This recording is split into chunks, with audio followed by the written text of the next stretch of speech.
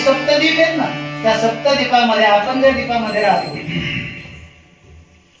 म्हणजे बरोबर आपण मध्यभागी आहोत. आणि मध्यभागी असून सुद्धा प्रत्येक वर्षी आपण त्या गावाला जातो. का जातो माहिती? काहीतरी मागणी करण्यासाठी जातो. का मागणी करण्यासाठी जातो? त्याचं एकमेव कारण म्हणायचं, आज या दीपा